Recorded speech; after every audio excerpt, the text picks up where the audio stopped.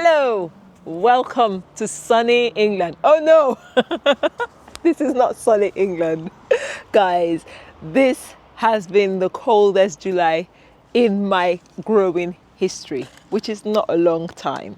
Welcome to my allotment. This is Mecca, this is Mecca's Garden and Healing Journey, and I am going to share with you what's growing in my allotment this July. So come on with me, let's go through it. Slugs have been a problem, so my dahlia is still this little because the slugs will not let it breathe. Like literally they've been chomping on it. I have 2 dahlias here and none of them are grown enough, but nothing to worry about. They will catch up, they always do, and hopefully we'll have autumn flowers of dahlia. I have dahlias at home which I'm happy about, grown in pots. Now the sweet corn, or the Chinese corn, this is our Chinese multicolored corn. It's got like 4 or 3 cobs per plant on average. That's what it gives you, 3 or 4 cobs per plant. It's beginning to tassel and it's looking good. We have them at 2 stages. We have this one and I have a later one because we ran out of corn plants and we had spaces. Corn is one beautiful summer crop for us in the UK, so we try to grow as much as we can. Compost bay is looking good. This is the current compost bay. The other one is finished and is compressed so low you won't believe it was filled to the top. That's one of the things about compost. Compost looks so big when you start and eventually it just shrinks. So as many materials as you can add to your compost pile is really essential. Okay, now let's look at our tomatoes. Tomatoes outdoor here have not been the best. They are not setting fruit and just not growing as well as I would like them to this time of the year. For instance, look at the ones right there. These are like the biggest ones and I actually started them way earlier than most people have, but they're just not doing as well. This is just down to the weather in the allotment. So the allotment site is a massive open space. And so we have cooler temperatures here at night. Temperatures are really low at night, and so tomatoes are not doing so well. All in all, I think I am pleased with this tomato bed. It's not looking bad or shabby at all. And hubby has helped me weed this just yesterday, so it's looking all nice and trim. We've got random peppers there because they were actually struggling in the greenhouse polytunnel because they were in small pots that had no space in ground, so we've just put them out there like mini peppers, mini sweet peppers. Self-seeded chamomile, which I picked yesterday, and that is nice to have them here. Companion planting, okay, is really beneficial for the tomatoes. Next up, we'll look at our brassicas and I'll show you something interesting. I am growing flax seeds. So this brassica tunnel, it's run down, it's actually falling apart, and as a result we have a lot of caterpillars going in here. So I haven't planted any proper brassicas here. I've just put in like the leftover plant over there, but these are flax seeds. Have you ever grown flax seeds in the UK? If you want to get more details on how I grew it, let me know in the comment section. I will make a video about it. They are beautiful flowers, don't you think? So flax seeds are growing nicely here, and I'm supposed to have some here cauliflowers, or this is meant to be romanasco. They're just not happy in here. I think the brassicas don't want to grow in here again, and these are meant to be cauliflowers. However, I have been picking the greens, so just been picking the outer leaves because we have a lot of slug damage and caterpillar damage despite it being netted. That's what I mean by this cage is falling apart. Look at the massive holes here. So you need to have a sealed hole to protect your brassicas, and this was just all leftover scaffolding netting we had when we built here. Ideally we should use Enviromesh. I'll show you another brassica bed covered in Enviromesh and the leaves will look nothing like this. You will be surprised at how healthy they look. Oh, that one on the corner looks really good. It's probably not been attacked. Anyway, let's go to that other brassica cage. Here is the main brassica cage that is just next to the polytunnel. This was initially a poly, believe it or not. We built ourselves, and because we had really rubbish plastic, we were told the plastic would last. It didn't last, and so we converted it to a brassica cage. I have picked all the Calabrese heads, and now these are just the side shoots, which I did a good harvest yesterday.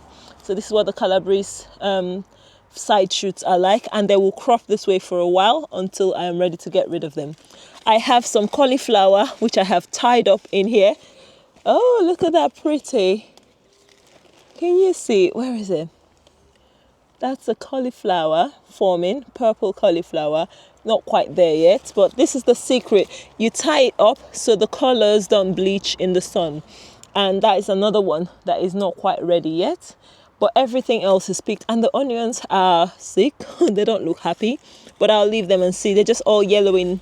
The outer leaves are yellowing. I'm not sure what's happened here to the onions. We've got downy mildew outdoors, but I'm not sure what's exactly is going on here. But anyway, it looks like the same disease because the outer leaves are yellowing, but I don't have a lot of the black spots on the outer leaves. But all in all, this is our main onion bed. So if it goes, it goes. We have two main onion beds, this one and the one out there, and they're both like, yeah, covered. I've got some rockets here. Really smells so good, but then they're going to seed, so I might take them out and just replant this bed or let this bed rest, because I don't want what's happened to the other brassica cage to happen here.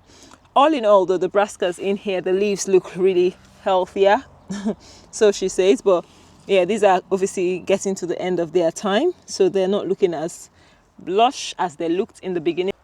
Comparing that to these cauliflowers, the leaves look absolutely amazing, and that's how they looked initially in here. Okay, so onions, like I said, they're not swelling big enough, but they're not looking too happy. We'll just keep an eye, see what happens in the end. Look at that weed. How did I let you grow so big? I just don't like leaving them, because before you know it, onions don't like weeds at all, and these weeds are competing with the onions. I have a separate tour of my polytunnel, so you can watch that video. You can watch the other video about my polytunnel and what I'm growing there, but let's just carry on with the plot tour, otherwise the tour is going to be too long. Next here we have our beetroot. So beetroot looking amazing, like ridiculously good. Look at that. Can you see that beetroot is massive? And these are a mixture of multi-sown. Even the multi-sown ones are looking so good, swelling up so nicely. Some of them are in fours. I can start picking them, which I have. I pick them and I use the beetroots for juices. Look at that fox. I hope you don't steal stuff from me. Always carrying stuff. Terry, look at the fox. Terry, look at it. Has he got any sausages today? What has he got? Oh, it's run off. I know. The foxes are always stealing and hunting. The foxes are constantly hunting and stealing. Not yet. Not yet. There's still the sweet corn, and I'll show you what we do to protect our sweet corn from fox damage, because every single year, if you don't protect your corn on the site, you lose everything to foxes, okay? French beans are just beginning to flower. They look so lush, but guys, this time last year, we were picking bucketfuls. I'll insert a clip on what they looked like this time last year. This year, however, they're not at their, I think they're just late because of the weather. I planted them about the same time. I direct sow them all the time, but they're looking beautiful with the flowers. So pretty, aren't they? I have 3 varieties in here, I believe. I can only tell you from the flowers. I believe one is Cobra. One of them is Cobra, and one of them is, I'm not sure, Blue Lake or something. Anyway, I've got just French beans, not runner beans. We prefer French beans here. Sweet potatoes. And I've had to keep them covered with this little shower glass thing because of the weather. And trust me, they are not looking as happy. Look at how small they are. If I show you what the polytunnel ones look like, you can watch a polytunnel video to see the massive difference. Outdoor sweet potatoes are just not doing so well, but we hope to harvest some. Some are so tiny. And look at that one, so minuscule really. Some onions left here in the corner. Still not very happy, but we'll see how it goes. And that's just one extra bag. I have 5 bags in the polytunnel, and this bag of sweet potato is out here. It's not as bad. It's actually not as bad as this one, obviously. But that's about how many plants in there now? 3 plants in there. But yeah, it doesn't look too bad. Anyway, we have a couple more beds in this plot. I have 2 half plots, making it 1 full plot of my, growing space. What's that? Okay. So my onion beds, I have these 2 beds here. I bought 3 years ago, and it was originally for carrots. The carrots are not quite there yet. They're not doing too bad, but they're not quite where I want them. And you always have snails and slugs hiding in there. I'm so tempted. Should I not? Anyway, let me share 1 carrot with you guys. Oh, I snapped it. That is so naughty. So the carrot and onion bed is not looking too bad. The beds are not looking too bad. Although we've had downy mildew, these 2 beds are not looking too bad. I am not, too overly worried. I feel they look a lot better than the one we've shown you earlier, the low tunnel beds. They're not looking at their best, but they're looking better. So the onions are a bit more swollen, but all in all, we'll keep an eye. I have taken all the outer leaves and we'll just watch and see what happens. I have some corn growing here as well. I told you we grow corn all over the place. Growing corn like this here and there and everywhere just helps us reduce the disease load, because we don't want them spreading diseases and we're not able to harvest, and also prevents cross-pollination. So we have different varieties. We have sweet corn on a totally different plot, and this plot we have some Chinese purple multicolor corn. That's just because we don't want them crossing. Sometimes we don't mind, but sometimes the children want the sweet corn like sweet, and I'm sure most people have the same issue. Children just don't want any starchy corn, but I am used to the starchy corn, and that's why I love growing this corn. This is a Chinese variety again. It grows so big. It has massive stalks, and it has up to 4 cobs per plant. Although those 2 there don't look well, and that's one of the things. I don't know what disease they have or just got stunted by the cold, but the ones on the other side look really happy. I am growing lovage here just at the end of that bed, and the lovage has gone to seed, and the seeds are covered in a beautiful, ladybug larvae. And they are looking good. They're very, very good for your cooking. Lovage seeds and the leaves are also really beneficial for cooking. I've got a rosemary bush and some oregano. I've just done a big chop to dehydrate. It's only a couple years old and it's doing well in the corner here. And the raspberries, the thornless ones, we have a couple of ripe ones already, which I have picked, but it's just beginning to flower and give us some fruit as well. The plan is actually to make this whole bed a flower bed, just like my plot neighbors. My plot neighbors have beautiful flower borders that is so inviting, like always exciting me to look at. But I want to grow more food. I want to grow more food than flowers. So that's one of the reasons. But I think eventually I'm going to convert here to flowers. So I've got dahlias, again, eaten by slugs, some from seeds, some from a tuber. I've also got this flower, I don't know the name, I bought it a few years ago. And I've got the gladioli. And this beautiful gladioli, I had to put the cage over it so that the flowers don't topple over, because I lost one flower already. So when you're growing gladiolis and things like this, they need a bit of staking, otherwise you probably lose some of them. But it's so good. I bought it from Wilko on sale. It was like a few, and now look at how massive it's grown. So I just put this little cage I made, and hopefully it's not looking as pretty with the cage, but it's protecting it. And once again, the corn. Let us head over to the other plot, and I have my beautiful Terry once again featuring again.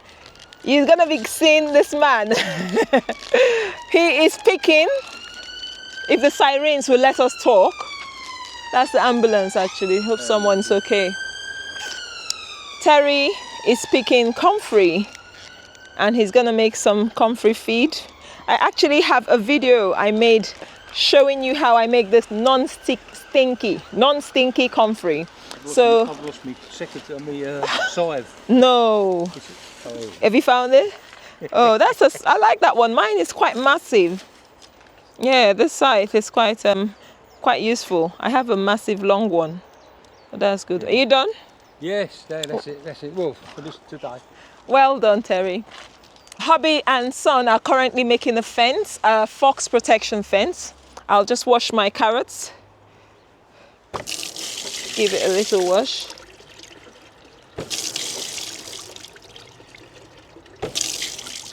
The first carrot.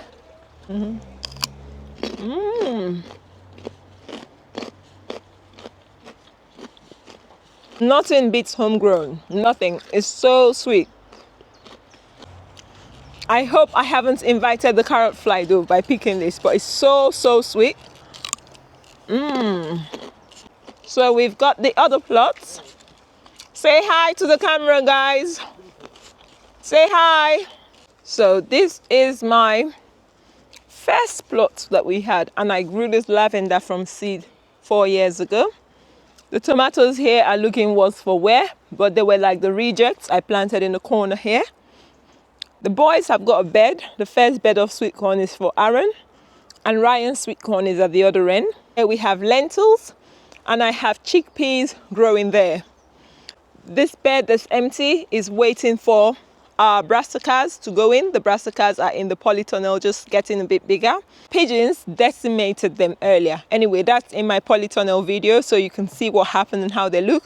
This is my winter brassicas. So those are purple sprouting broccolis and some more calabrese and a bit more kale that will go. And also I have some colettes in there as well. Anyway, let's go in and just go around very quickly so we end this video because we don't want to get in too long, okay? This is Aaron's corn bed, looking good. Lentils, so these are lentils direct sown and they're just beginning to flower. I've never grown lentils in the UK. However, I've grown chickpeas. I grew my first chickpeas in 2020. They did really well, and this year again, the chickpeas are beginning to give us some fruit. So look here, we have some all over the place really. I have to also do another detailed video. It smells so good. My new plot neighbor, this sweet peas, they smell so good and they look so good. I think I'm gonna use this as my thumbnail. Stealing someone else's flowers for a thumbnail, but it just looks so good. The tomatoes in this bed are so. Same thing with the outdoor tomatoes. Why are my tomatoes outdoors? I don't grow them in the polytunnel. The polytunnel is premium for peppers and like sweet potatoes, not tomatoes at all. And Terry is building. Do you mind, Terry? Let me show them. This is the comfrey he's just harvested. Look at Terry's plots. This young lad here is doing amazingly well. Look at that. Only half full, I need a lot more. But this is gonna start. So you see what he's doing? You don't even need to have special gadgets. He's got a drum and that. And mine is bucket. So whatever you have, isn't it? And you put weights on it and that's it. What do you cover it with? The lid. That's all. Well, and me tools. And your tools. That's it? That's it. No. No? What? Sorry. What lid? The big Dalek. Ah, that's why it's there. So we put that there, yeah? That's it. Okay. That's it. See, well secured. And that would stay. And how many months does it take? I've just emptied the drop out, not a lot, but 2 months. 2 months. So for that to really rot and start draining. Yeah. Well done, Terry. Let me carry on with my tour. And look at those are Terry's artichokes, which he lets go to flower. Now these are summer fruiting raspberries. They are not autumn because this is summer and I have lots and lots of raspberries in season in fruit and we have already started picking them. So they are start ripening. Look at the bees. The bees absolutely love the raspberry bush. Like they go crazy here and they are ripening. So in the next, look at that. We've been picking, like I said, even the birds have started coming for it. The birds are beginning to pick. So the raspberry patch, I reduced it this year simply because it was just overgrown. So I reduced it, but it's doing so well and I'm really pleased with it. Okay. We have 2 hazelnut bushes there and let's look at the hazelnuts. Come on. A few black currants here. I need to just pick, not a lot. Broad beans, I'm leaving that for seed. The slugs ate more broad beans than I did this year. That is a hazelnut there. And this was transplanted 2 years ago and is doing so well. And that is the other hazelnut. I don't even know their names, but the two different varieties. And this one as well is doing really well. I would love and appreciate your ideas on how I can protect this hazelnut, because I've never harvested. Last year, the squirrels and the mice ate the whole lot. This year, I want to eat some. So my whole thought will be to use small, bags to protect them, those little fruit bags. But give me any other ideas on how I can protect these hazelnut bushes, okay? My pumpkins have not been happy. And this is a contraption. I put lots of chili pepper to deter slugs, because that one has been eaten over there twice. The one there, right there in the corner, has been eaten twice. So I have just completely, I don't want to say surrendered, but I don't know what to expect this year when it comes to the, pumpkins. We might just take what we get. Okay, guys, we have come to the end of this tour.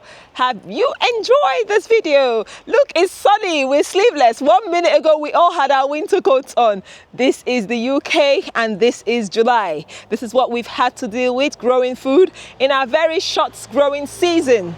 It's not been the best, but we have beautiful, beautiful plants. Look at my neighbor's sweet corn in tassel as well. And it's her first year having an allotment and she's not doing badly. Look at those sweet peas, these are hers, and also the nasturtiums. So we have been able to make the most of whatever the season has given to us. And I must say, it's not been that bad. Oh, I have peppers in there. So I put some hot peppers in here, and some African basil here as well, which are okay, doing okay.